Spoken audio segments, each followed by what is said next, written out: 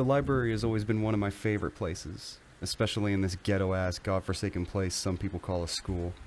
It's warm and secluded, sheltering myself and others from the muffled riffraff outside like an invincibility blanket. It's almost like passing through a portal to another dimension, or to the viewing area in a zoo. Once you walk through those doors, you shut the hormone-fueled world out behind you, and you'll finally be able to hear yourself think. And then you can choose to grab something to drink or a snack and find yourself something to read to help you forget that you exist. Until some animal sees you through the window and bangs on it to get to your attention, just to get a cheap laugh from the rest of his troop.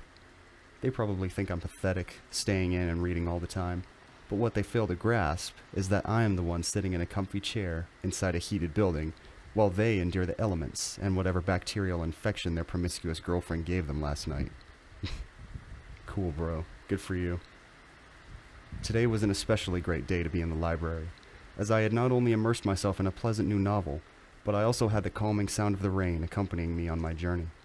The warm lights of the library illuminating my pages, contrasted with the dark but peaceful facade of the clouds and rain outside. It was bliss.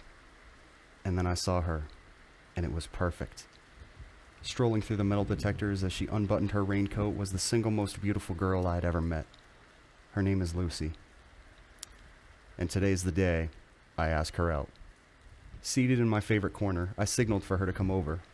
After a moment of searching, she noticed my raised hand and waved back, now making her way to my little nook.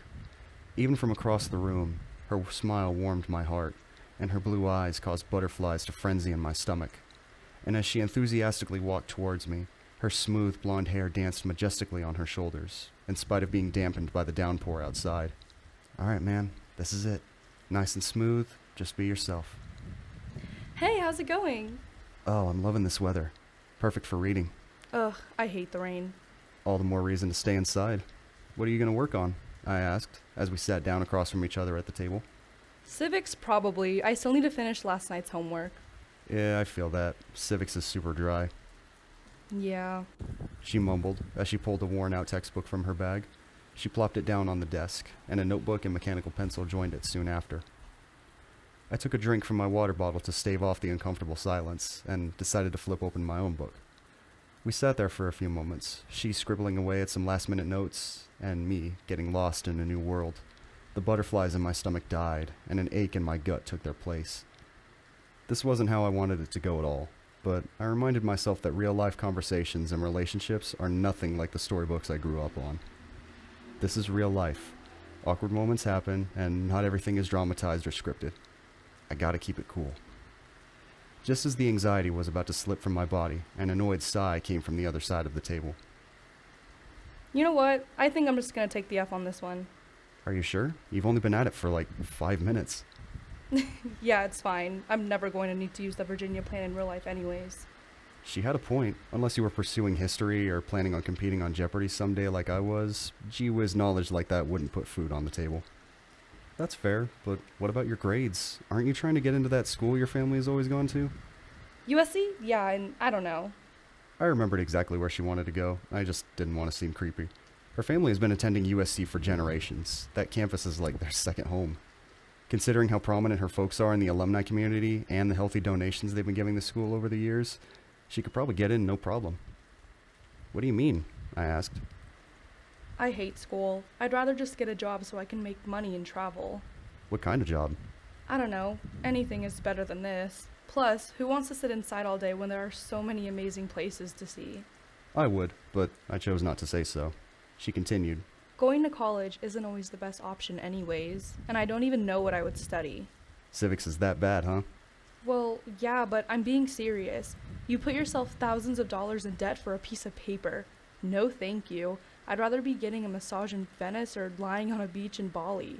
She began to smile again and looked up at the ceiling as she spoke, daydreaming of her future adventures.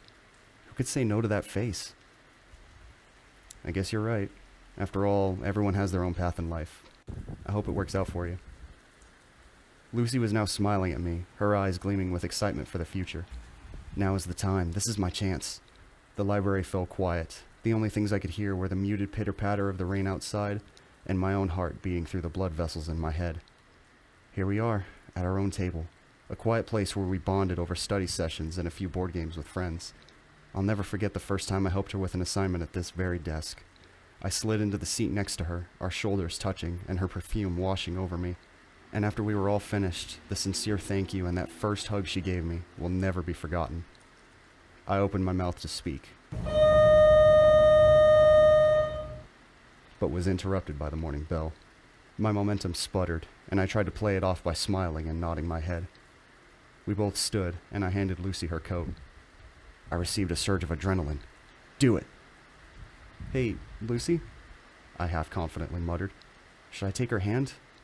No, not yet, you weirdo. Did you say something? Fuck me. Yeah, actually, I was wondering, would you like to have dinner sometime? Together? My entire world stopped. I did it. I asked her out. The hardest part was over. Everything was out of my hands now. I waited eagerly for her response. I felt like a kid on Christmas morning. You mean like a date? Oh, fuck. Yeah. Oh, Oh, fucking hell, just hit me with it. I think you're really sweet, and you're a good friend, but Here it comes. I think that things should stay that way. It didn't hurt as bad as I thought it would, but it still stung. Honestly, the worst part wasn't even the rejection itself, but the fact that I had amped myself up only to get shot down. It's like they say, it's not the speed that kills you, but the stop is what does it. And now I had to recover and act like it was nothing, like she just shot me in the chest with a 12 gauge, and I had to find some way to smile and walk it off. I understand, I said, not understanding a damn thing. You're a really good friend too, and I hope we can keep it that way. Of course. I'm sorry. It's alright. See you after school? Sure. Cool. See you then. And that was that. She walked away without another word. I stood there for a moment, alone, as the last jitters escaped my body. I finally took a moment to breathe, and decided that I should head out to catch first period. I packed up my things and left my little nook as clean as I found it.